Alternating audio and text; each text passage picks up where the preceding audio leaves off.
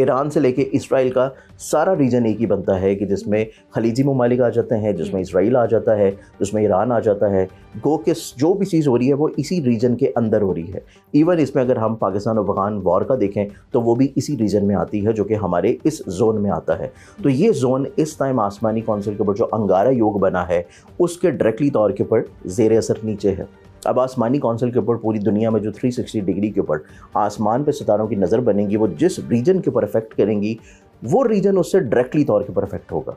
तो इस टाइम के ऊपर ये रीजन डायरेक्टली तौर के ऊपर अफेक्टेड है। और चाहे पाक अफगान वॉर हो, चाहे ईरान इसराइल अमेरिका वॉर हो, इसके फाइनली तौर के ऊपर हतमी नताइज और जंग का थमना और किसी तौर पे चीज़ों का दोबारा से बैक टू नॉर्मलाइज होना शुरू होना, वो चीज़ आपको नज़र आएगी मंथ ऑफ अप्रैल के फर्स्ट वीक के बाद से, जब अंगारा योग आसमानी कैफियत में पोजीशन ख़त्म करेगा।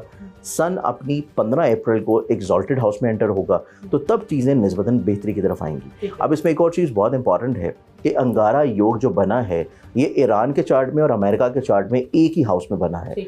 वो बन रहा है 8वां घर। 8th हाउस जो होता है ज़ायचे का, ये अमवात का घर है, ये बड़े पैमाने के ऊपर मौत का घर है, ये बड़े पैमाने के ऊपर नुकसानात का और माशी तौर पे प्रॉब्लम का घर है। अब ईरान को जितना नुकसान हुआ है उसी तरह का नुकसान कमो बेश जो है वो अमेरिका को भी उठाना पड़ेगा। अब अमेरिका ने जो नुकसान अपना उठा रहा है वो माशी तौर पे तो उठा रहा है, लेकिन अमेरिका की क़ियादत जो है उसके लिए भी चीज़ें कोई बहुत सेफ एंड साउंड नहीं।